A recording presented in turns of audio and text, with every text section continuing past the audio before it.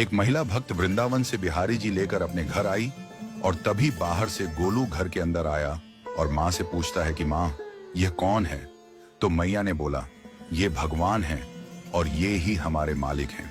अब तो घर में जब भी कोई नई चीज बनती तो सबसे पहले बिहारी जी को भोग लगता। पहले यह सब चीजें गोलू को सबसे पहले मिलती थीं।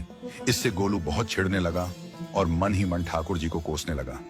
एक दिन गोलू की माँ काम पर जाते समय बोली, गोलू, यमुना जी से मटके में जल भरकर लाना। जब गोलू पानी भरने के लिए जाने लगा तो जाते जाते बिहारी जी को कहने लगा, खाने के लिए तो सबसे पहले तैयार रहते हो, लेकिन काम तो मुझे ही करना पड़ता है। अगर यहाँ रहना है तो काम करो। कहकर गोलू यमुना जी से जल भरने के लिए चल पड़ा। गोलू जब यमुना जी में जल भरने लगा तो उसने देखा कि यमुना जी के अंदर बिहारी जी विराजमान है और कह रहे हैं, ला गोलू, घड़ा हम भर देते हैं। गोलू उनको देखकर हैरान हो गया और बोला, नहीं नहीं, मैं अपने आप भर लूंगा। लेकिन ठाकुर जी ने उसके हाथ से घड़ा ले लिया और भरकर घर ले आए। गोलू घर आकर डर रहा था कि अगर माँ को पता लगा कि मैंने ठाकुर जी से काम करवाया है तो आज मेरी पक्की पिटाई होगी। माँ ने घर आकर बिहारी जी को गीले कपड़ों में देखा तो एकदम से हैरान हो गई और कहने लगी कि गोलू, ये जरूर तेरी शरारत है, जरूर तूने ही इन पर जल डाला है। गोलू ने अपनी माँ को समझाने का बहुत प्रयास किया, लेकिन माँ ने उसको डांट कर चुप करा दिया और ठाकुर जी के भीगे हुए वस्त्रों को बदलने लगी।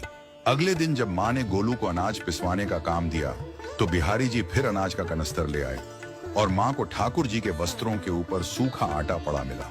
तो माँ ने फिर गोलू को डांटा कि तुझे पता नहीं कि ये हमारे भगवान हैं और तू भगवान के साथ शरारत करता है। आज तूने फिर इनके ऊपर आटा फेंका है। तो गोलू शपथ लेकर कहने लगा, नहीं माँ, मैंने कोई शरारत नहीं करी है। ये तो मेरे हाथ से गेहूं का कनस्तर लेकर खुद पिसवा कर आए हैं। गोलू की माँ आज बहुत गुस्सा हुई। अगले दिन फिर माँ बोली, बेटा गोलू, आज तुम्हारे बाबा बाहर गांव से वापस लौट आएंगे। बस आज का ही काम है, तुम जंगल से थोड़ी लकड़ियां ले आना। गोलू फिर डर गया, कहीं ठाकुर जी फिर मेरे पीछे ना आ जाएं। गोलू ने माँ को बोला कि मैं चला तो जाऊंगा, लेकिन बिहारी जी को समझा लो, वो मेरे पीछे ना आई। उसकी माँ हंसकर बोली, हाँ हाँ समझा दूंगी, तुम जाओ तो सही। गोलू जल्दी जल्दी लकड़ियां लेने जंगल में चला गया और माँ काम पर चली गई। लेकिन उस दिन माँ काम से जल्दी वापस आ गई और देखा बिहारी जी अपनी चौकी पर विराजमान नहीं है।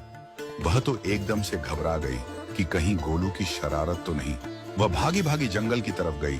तभी उसने देखा कि गोलू के साथ एक इंसान लकड़ियों को लेकर घर आ रहा है। गोलू की माँ यह देखकर हैरान हो गई कि यह तो बिहारी जी हैं। ये क्या हमारे भगवान हमारा काम कर रहे हैं? इसका अर्थ गोलू ठीक कह रहा था।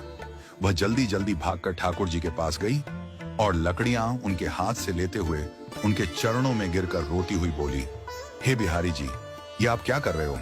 मुंह गरीब का काम क्यों कर रहे हो? ठाकुर जी मुस्कुराते हुए बोले, हमें तो तेरे बेटे पर बहुत प्यार आता है। सब लोग हमें भगवान समझते हैं, लेकिन एक तेरा बेटा ही था जो हमको अपना मानता था। अपना मानकर वो हमें डांट भी देता था, हमारे साथ गुस्सा भी करता था, और जो हमें एक बार अपना मान लेता है तो हम उसके मान के लिए उसके ही हो जाते हैं।